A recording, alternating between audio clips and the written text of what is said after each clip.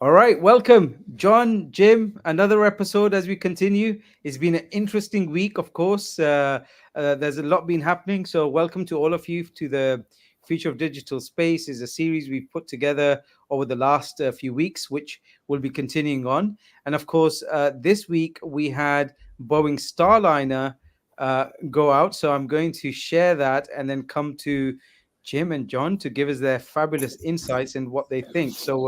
This was obviously supposed to happen a few years ago, and it's been iterating and improving. So just to have a look. One ignition and liftoff of Starliner and Atlas V, carrying two American heroes on the line to the stars for all of us. Yeah, wonderful. Watching these atlases in real time, right there in front of you, about a little less than a mile away, it's just tremendously exciting. Calling down to Mission Control here in I mean, you really feel the pressure change, the various stages of the mission. So this is an Atlas, so it has not only liquid propulsion, but it's got what's called solid propulsion. Those are the things that are really pushing it through the initial part of the atmosphere. And when they get exhausted, they will drop. So the ability to see them drop off the rocket at high altitudes is just really exciting. You see the strap-ons? Those are solids. And it'll get to a position where they'll be exhausted. They'll have pushed this rocket with its payload, and the payload, of course, is the capsule with our two astronauts, Butch Whitmore, and Wilmore and Sonny Williams, and it gets to a certain height. That's perfect because then the solids drop away, and then you can get into liquid propulsion, and that pushes it into orbit, and then off it goes.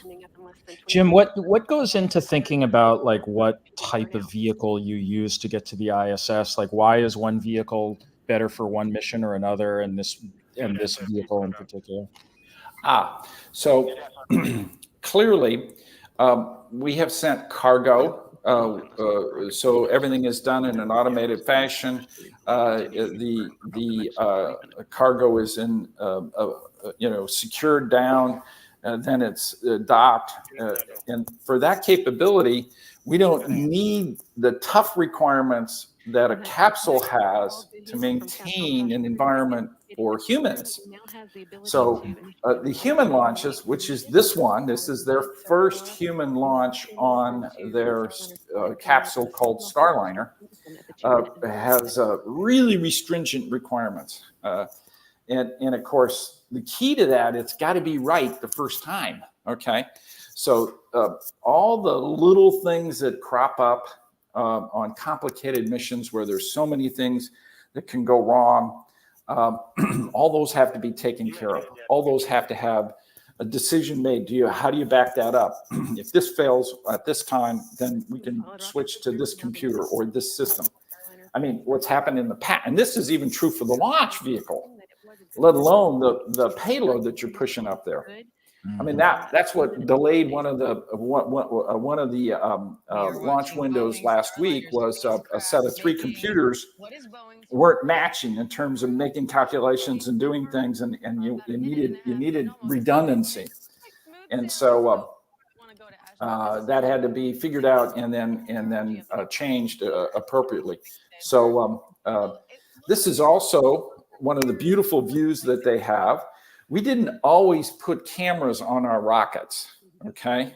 This costs a little extra money, but for missions that are particularly early, like this one, this is the very first one using Starliner, you're gonna want something like this. You wanna look at everything that's going on.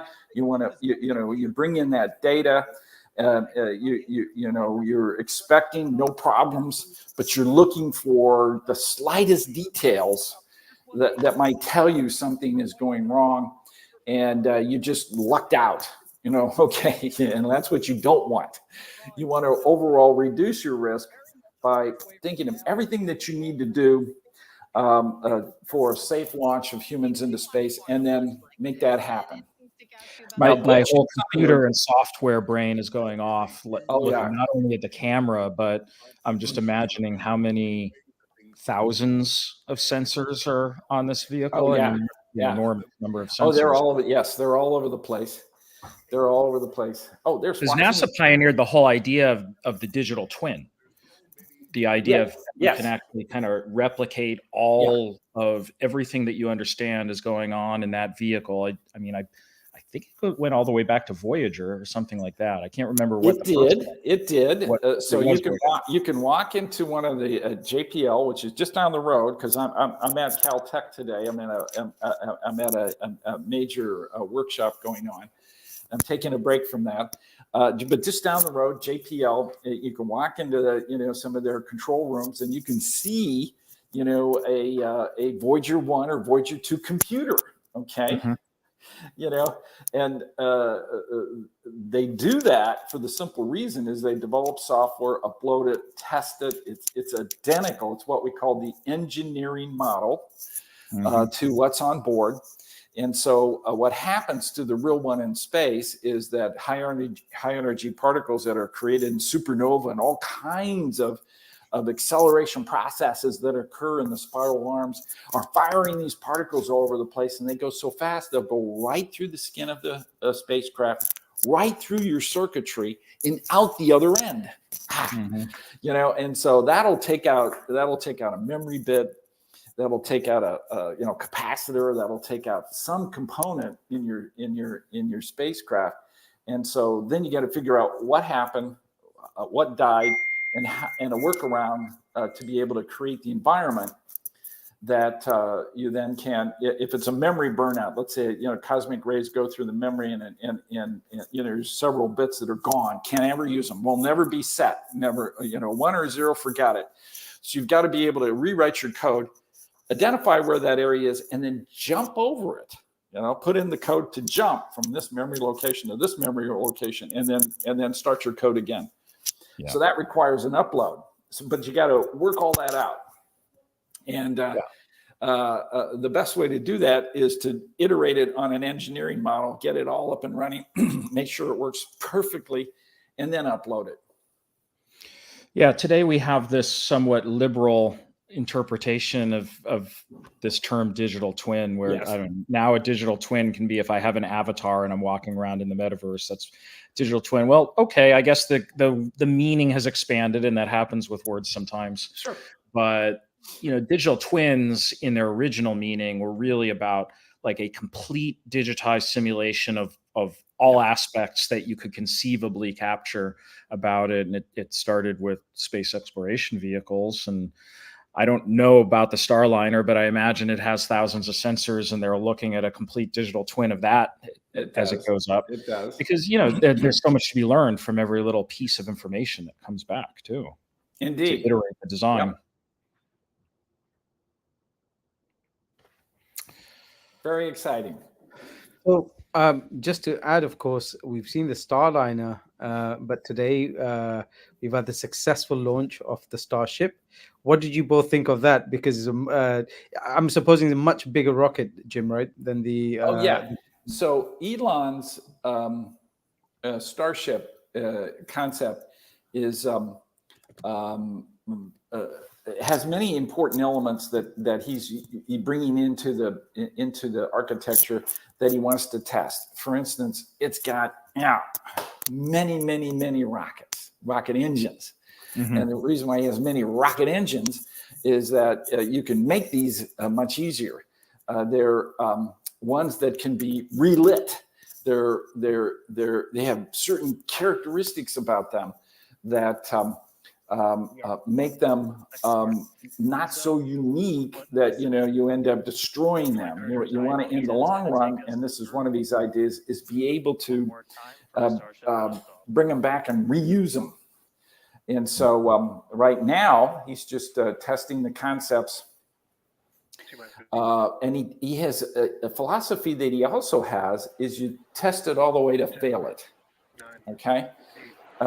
NASA doesn't do that. Part of that is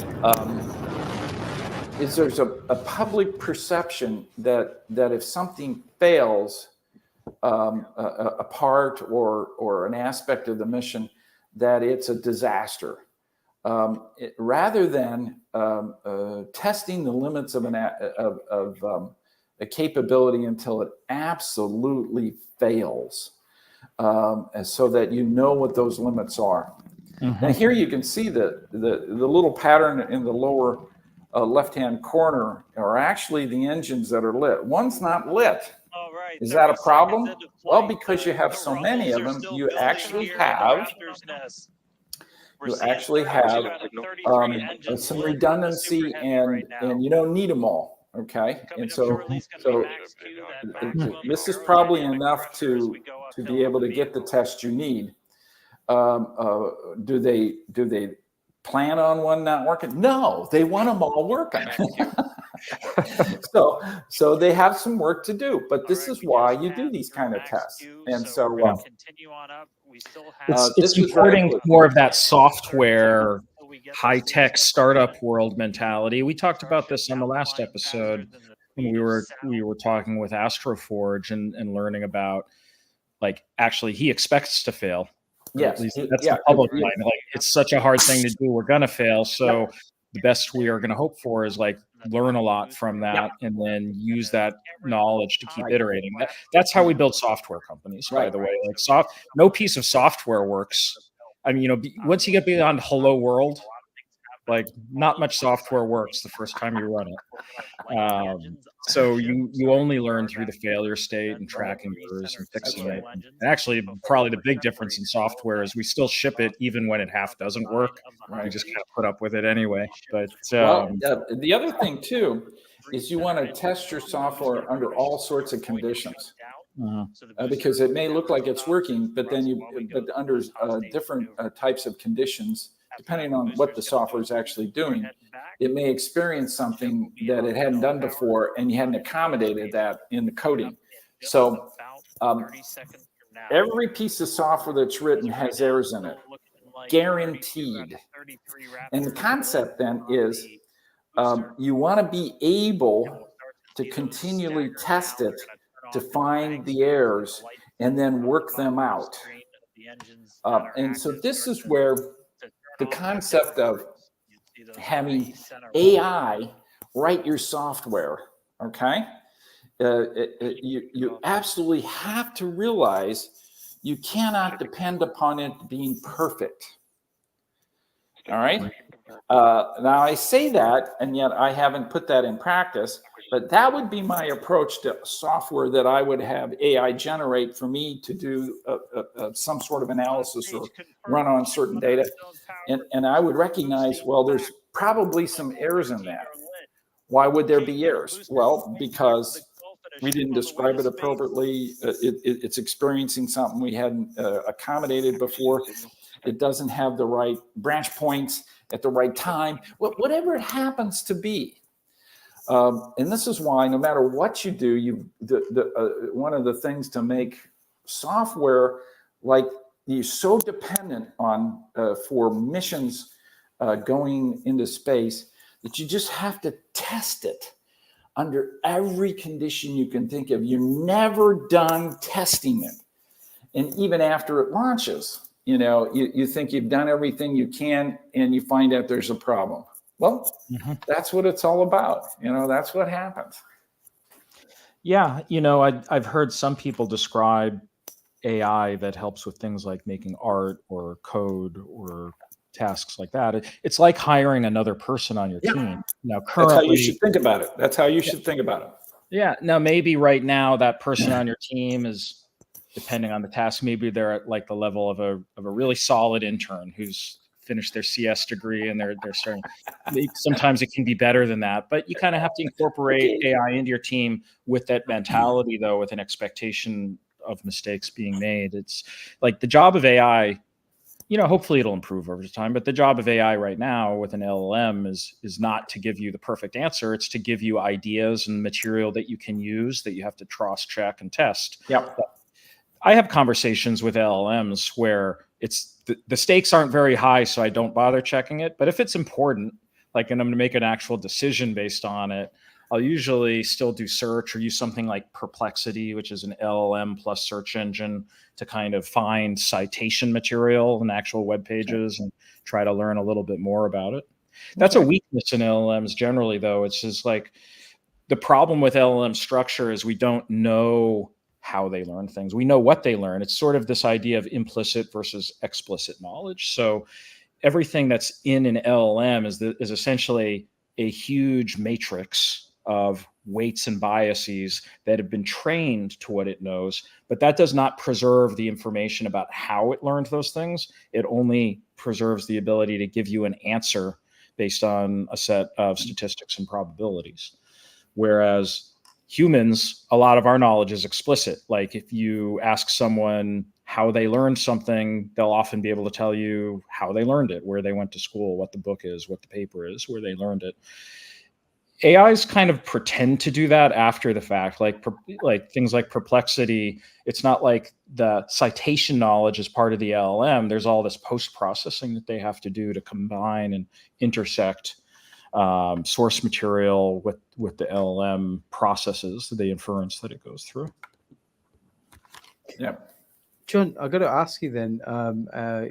We were speaking to some of the local businesses, and they were like, what role could they play in terms of providing quality data? Or is it, no, this is really just big sets of data? But do you see, communities having to come together and providing, do you see that as a job or something where, these big firms right now, they're partnering with, for example, Financial Times and Reddit. Do you think there'll be like a scope for quality data coming, but not just necessarily from big companies?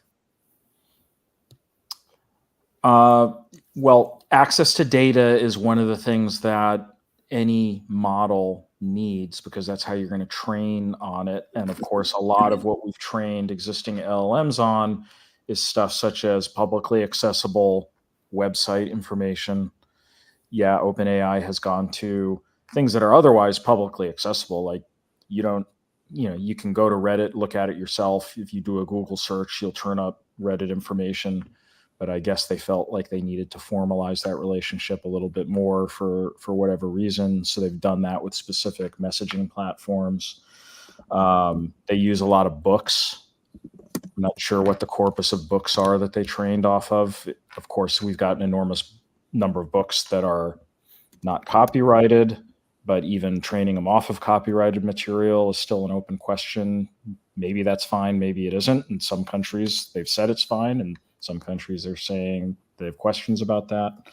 But then that opens the door to, can you make the LLM even more useful to you by having access to training knowledge that isn't publicly accessible? So I'm aware of a number of companies, for example, this is actually something that's been in the news a little bit, because Sam Altman, one of the things that was said about Sam Altman over the last couple of weeks as well, he's financed a bunch of companies that also have close relationships with OpenAI. And I mean, he's done it, frankly, for pretty good pragmatic reasons, because some of these companies that he's doing business with are specializing in acquiring certain kinds of knowledge and information that then OpenAI can use to build better products. So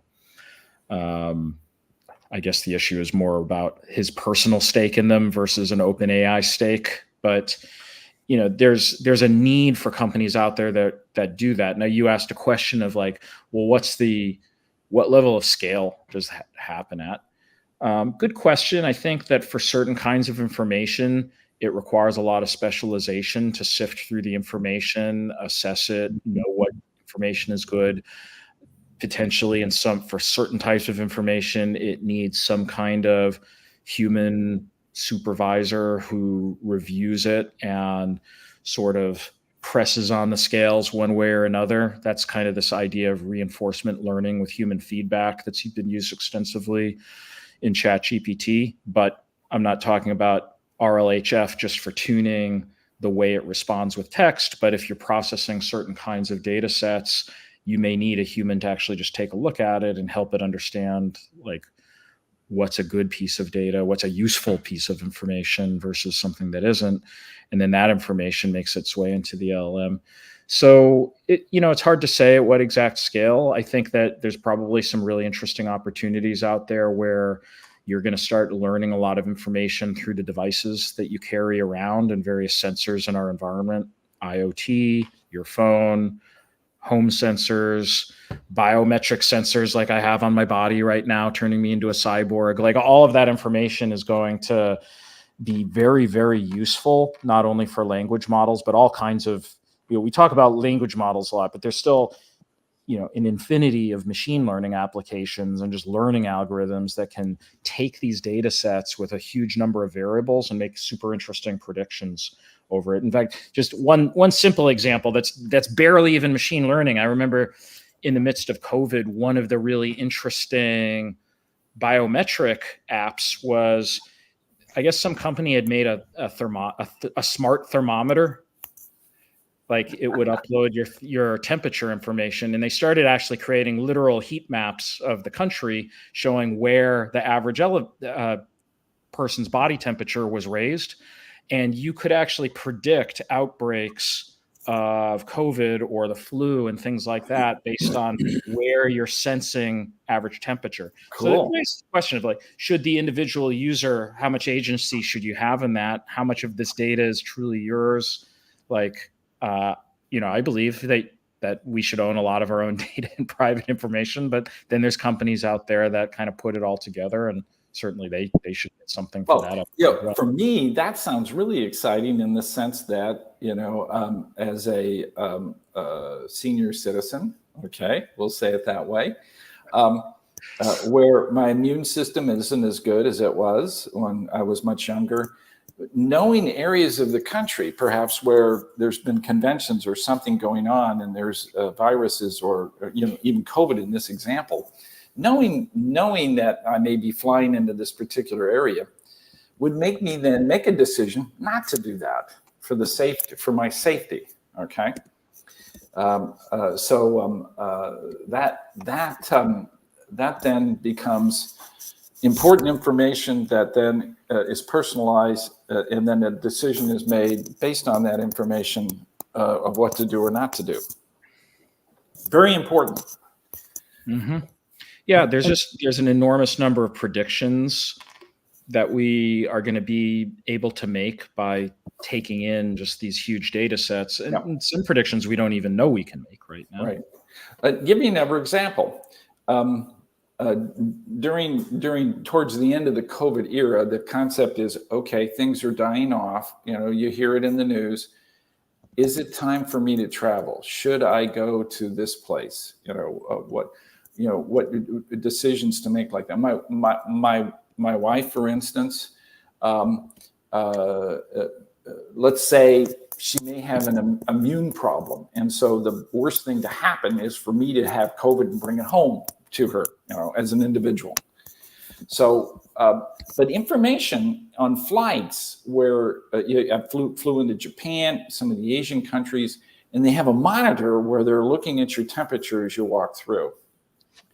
And so just the concept of at this airport, 1% of the 100,000 people that went through in the last couple days had a temperature, okay, elevated temperature, all right?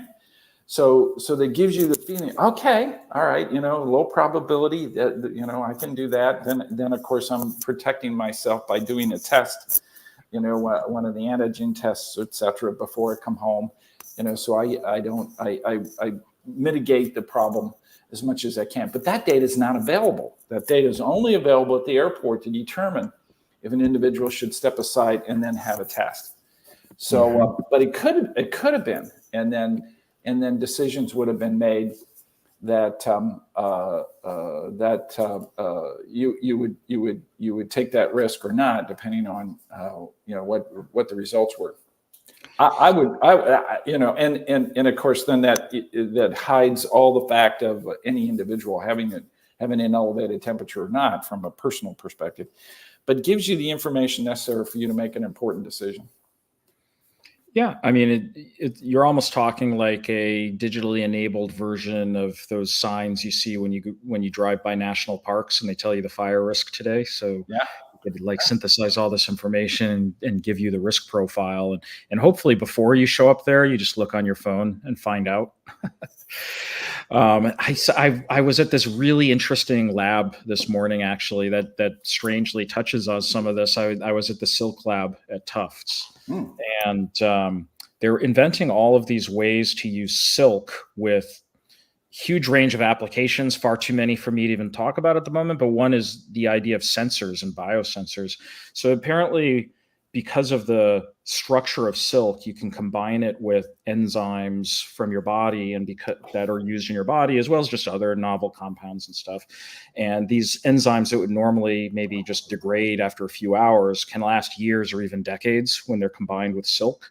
So what can you do? You can create these silk substrates that create a visual sensor pattern. You could think of it as like a QR code that changes dynamically in response to all these color pixels for various things in the environment, like pH and presence of like one of the things they literally had was a little drone that flies around and senses COVID in the atmosphere. Wow. Actively and can report it back. But you can actually literally create a digital QR code that is a chemical sensor that can then be read by your phone. So you could imagine putting these sensors all over the place where it's not even feasible to have like an IoT real-time connection back to the internet. But then cameras just pick up this information from all over the environment and process, trillions and trillions of data points. And it could include disease states, temperatures, all kinds of other metrics that could be used predictively where you don't know even what kinds of predictions we'll be able to make at this point. Well, this sounds really exciting because as scientists, what I would do is I'd go into one of these caves where the bats are, and I'd be flying that drone all over the place, trying to figure out what. There you go. Right. So we've talked about how space and digital twins are coming in. John, did you watch the latest NVIDIA keynote that they did in Taiwan? So I wanted to play a very small segment on there and get both of your opinions. Okay. So I'll just play that now. And which brings me to a old show that had a scene that I want to play based on this. That are digital humans that I'll talk to you about. And the way you use this, ai.nvidia.com. And today we just posted up in Hugging Face the Llama 3 NIM, fully optimized. It's available there for you to try. And you can even take it with you. It's available to you for free. And finally, AI models that reproduce lifelike appearances, enabling real-time path-traced subsurface scattering to simulate the way light penetrates the skin, scatters, and exits at various points, giving skin its soft and translucent appearance. NVIDIA ACE is a suite of digital human technologies packaged as easy-to-deploy, fully optimized microservices, or NIMs. Developers can integrate ACE NIMs into their existing frameworks, engines, and digital human experiences. Nemotron SLM and LLM NIMs to understand our intent and orchestrate other models. All right, so that was the latest that they came up with. And before we talk about it, I want to say this is a prediction from a show, and by just over probably 20, 25 years ago that I want to share. We're talking about digital twins, we're talking about scenes. So let's just play this without making all doomsday and then get John to tell us, no, it's all fine, don't worry about it. I'm going to play you a scene from Star Trek Deep Space Nine where they were talking about digital twins and deep fakes, if you want to call them that, way before I think many people were. I'm just going to play this episode. Because of training egotist into fools. So what you see, we offer them unchallenged control of the Alpha Quadrant and all. This is a scene that they've created to convince the Romulans to join the war. Oh. Shall we get back to the business at hand? That's it. Freeze program. Yeah, that's all the new material. The rest of the program plays exactly as you saw before. There you go. See, they're already doing it. So we knew it was coming. What do you think, John and Jim?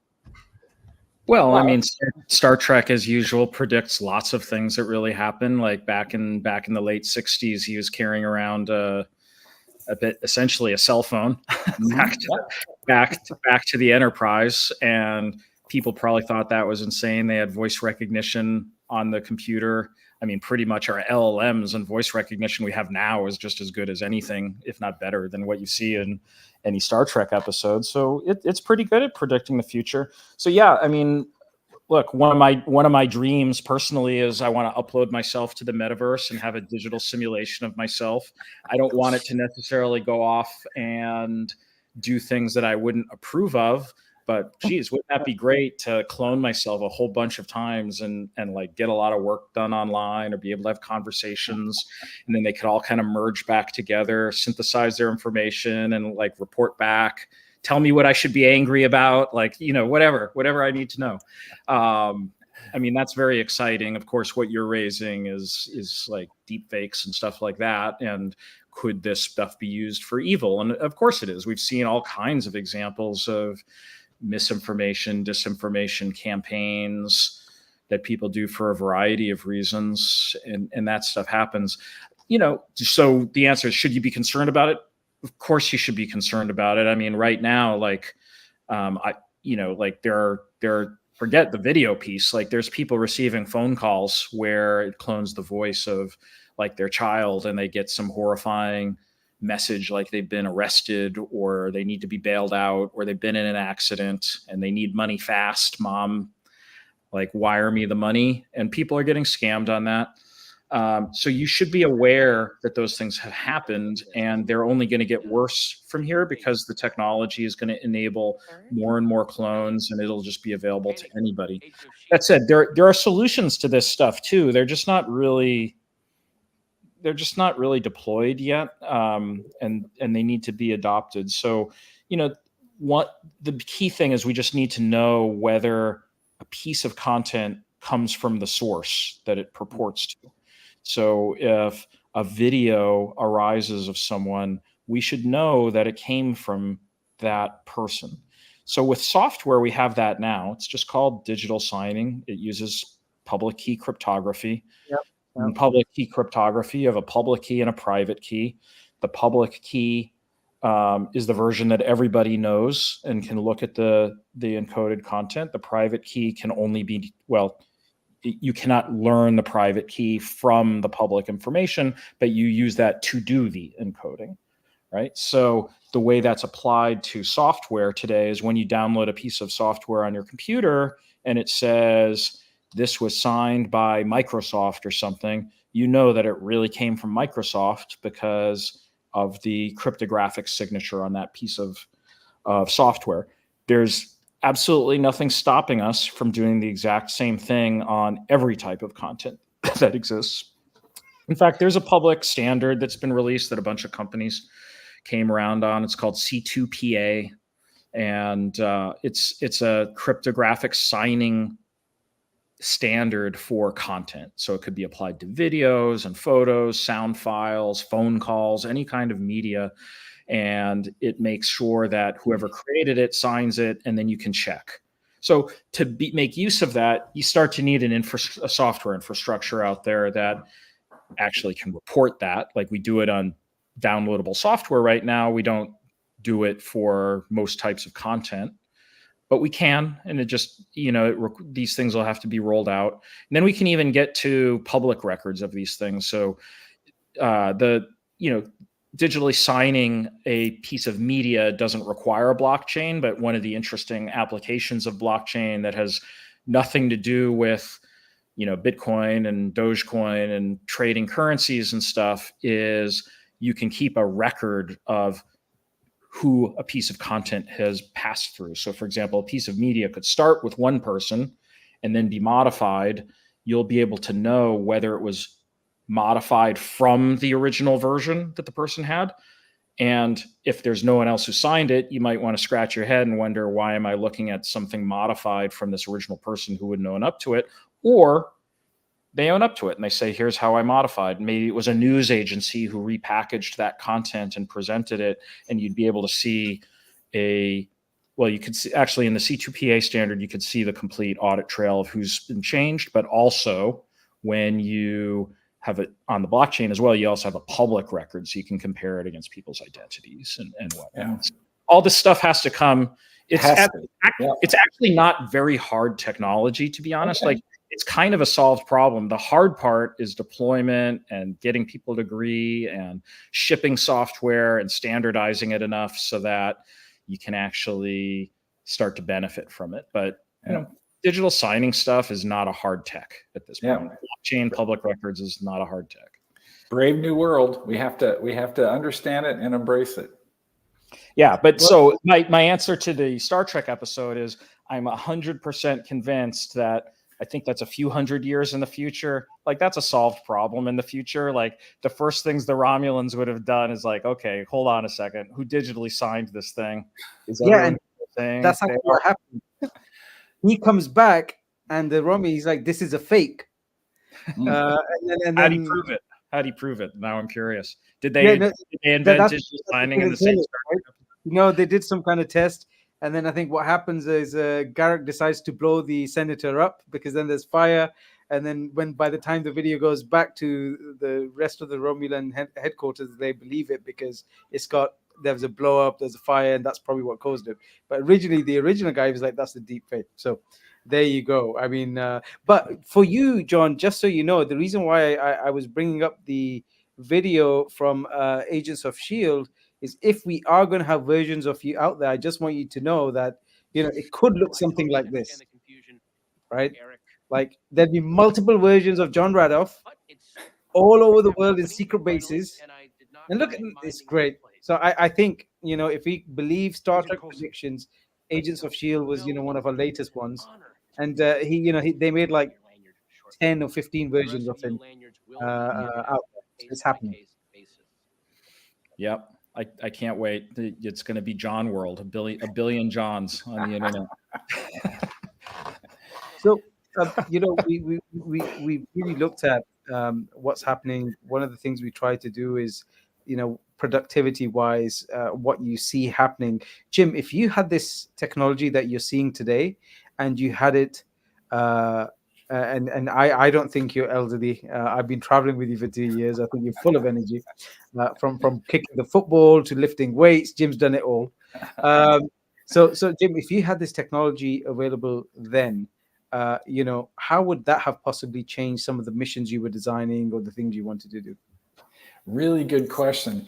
It would have a significant effect. And an aspect of that is, in planetary science in particular, we are limited by the speed of light, okay? So when we go to Mars, depending on where it is in the orbit, it's either, if we want to communicate to something that's on the surface of Mars, it's between 4 minutes and 22 minutes one-way light travel time, one way. And when we flew by Pluto, that was 4.5 hours one way. All right. So when you think about going to Pluto, we couldn't have done it much sooner than we did, because everything on that mission, on that New Horizons mission, had to be automated. So in 2006, when we launched the New Horizons probe, we really didn't know where Pluto was. Now think about that. Why didn't we know where Pluto was? Okay, you know, planets move around the sun, governed by laws that we develop mathematically, and Kepler's laws tell us where planets are in their orbit. But you have to observe a complete orbit. Okay, now we had only like 80 years of knowledge of Pluto moving across the sky, when one year for Pluto is something like 240 something odd years. Okay, I think it's 249 Earth years is one orbit. Well, we hadn't observed Pluto, and so for that length of time, so we haven't been able to use Kepler's laws to determine exactly where it was.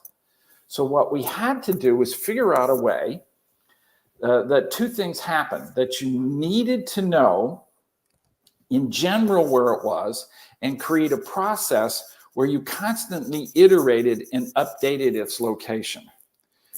And then anything you could do to triangulate that, observe it from Earth in this direction, observe it from the spacecraft in that direction, and then triangulate it in space. So we constantly used all different types of processes. Now, why is that important? Because when our cameras moved to take a picture of Pluto, as we flew by, it better be there. If it's over here and we missed it only because we didn't know exactly where it was, that would be horrible. You know, how could you spend all that money and then take all these pictures and not get Pluto? Well, that's because we didn't know where it was. And we kept that constantly in our mind. And then everything had to be automated. Because that encounter takes like 14 hours to do, and one-way light travel time is 4.5 hours, you are not going to communicate with the satellite. You're just going to let it take its pictures. So, bam, there's Pluto. Bam, there's one of the moons. Bam, there's another one of the moons. Now we're going to scan it, and we're going to do these kind of things with the scan. And every one of those motions mean that the moons and Pluto itself need to be right where we thought it would be. Now, we really did pretty good. You know, when you look at the photos of where Pluto is, okay, it's actually slightly off center because we wanted it to be right in the middle, but it wasn't. It was like 76 kilometers off to one side. Well, that's because that's how that air propagated into that image, because and we accounted for that by making sure we were at a distance where we had this air accommodated, and therefore we're successful. AI kind of software capabilities to be able to constantly update and navigate and have it done on board today is how we would do that. You know, in the past, it was done on the ground, and it was a constant struggle to make those observations. And then we relied on the automation of the spacecraft to be able to make the images. So those are a couple examples of how we would do it. And once again, we couldn't have done the Pluto mission the way we did it when it flew by Pluto in 2015 without the advances in computers and software technologies that we had. And so it makes a big difference. Now, with machine learning algorithms, it's not exactly deterministic, though. Like, you just hope it's really good and makes the right prediction about what it's supposed to do most of the time. Right. As opposed to sort of a more deterministic system where you give it very explicit instructions. If you observe this, do this, right, as a response. Do they actually use machine learning on spacecraft today as any part of systems? We haven't, but that's coming. There may be some future missions where that will be, absolutely essential. Particularly, I think, for those things that are more on their own. Right now, we have a control center that manages our rovers on Mars, and we will rely on software to be able to onboard the spacecraft to be able to get it to where it needs to go in a certain period of time. So, the controls will work all day and they'll say, okay, we're going to go home and go to sleep. Our shift is over. Perseverance, we want you at this location tomorrow when we come in. Okay. And so it has to go navigate and do that.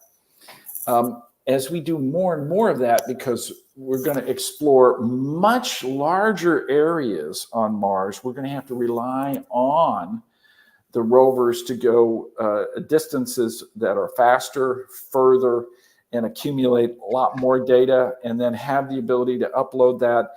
We're going to be looking for techniques that would enable it to do it in a machine learning way.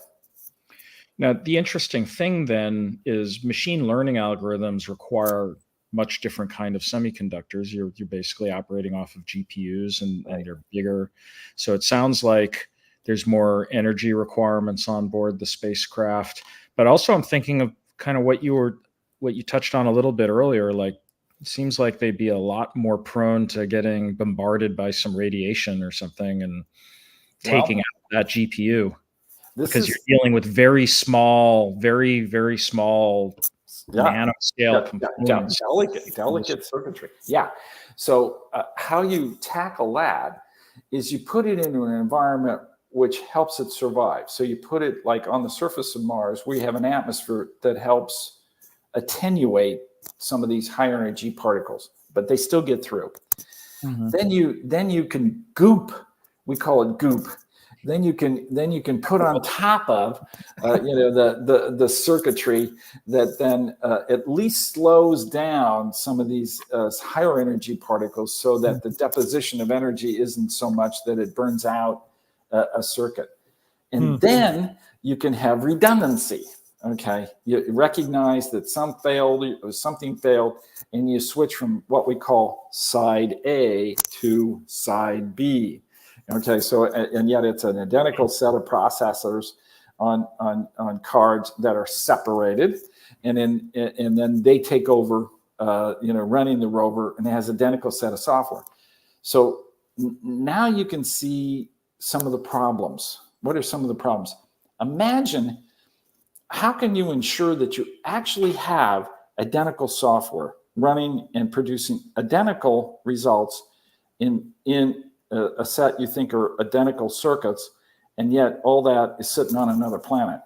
Then on top of that, you constantly have to check to make sure that when you do an upload, that everything worked perfectly here as it did over here. And so, you have checksums, and you have all kinds of techniques we use to then say, okay, here is 100,000 lines of code we just uploaded. How do we know that that some little bit didn't come on? And now you got to identify it. So many more of these techniques are going to be used, and that complication has to be taken into account. So what we've done, I thought we'll do something fun to end this episode. Jim, now we know you're a big fan of music, and we know you've been composing things. So what we did was, whilst we were having this conversation, we asked some lyrics to be produced on your behalf, and we went on to this website called Suno, who recently did quite a big raise, and we asked it to create a song. Now, I will tell you, Jim, that the song was based on my taste, of course. I put some soul and R&B, and I wanted to tell you the result we came with for you when it comes to your career and space. So we'll play this. Imagine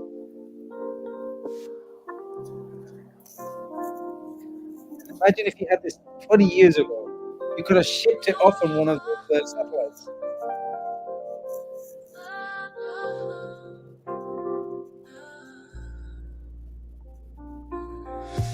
In the cosmos found its light. Stars and planets in the night. I like it. Wonders took him oh so far. Chasing dreams on shooting star.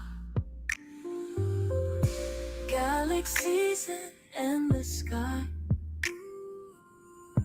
Questions rise as they fly by. Echoes of the cosmic sound. When the stars his heart is found. Right, I'll send that to you both in your spare time. You can listen to that. John, do you think that's going to convince aliens that we're a good place to be if someone heard that song? I hope that somewhere in this cosmos there are beings that also appreciate like the vibrations in the air that music makes, and there's some kind of underlying structure there that could provide some common ground. That would be neat. I mean, I guess that was close. That was Close Encounters of the Third Kind. Remember the Spielberg movie? Yes. from way back. They communicated with music initially. Exactly. So yeah, I hope so. That would be great. Yeah, it's all good vibrations. That's what we want. Well, That shows you my age. Since they'd be a much higher technology level than us, if they came to us, then I hope the reason they're here is because they really love the media that we create as a species. Because I would think that our media and our art could still compete even as the technology has vastly outpaced us. Well, let's assume they have eyes and ears and mouths to speak, listen, and learn. Yeah, it's a good bet that they have to deal with mechanical vibration and the electromagnetic spectrum as part of their survival. That's the environment.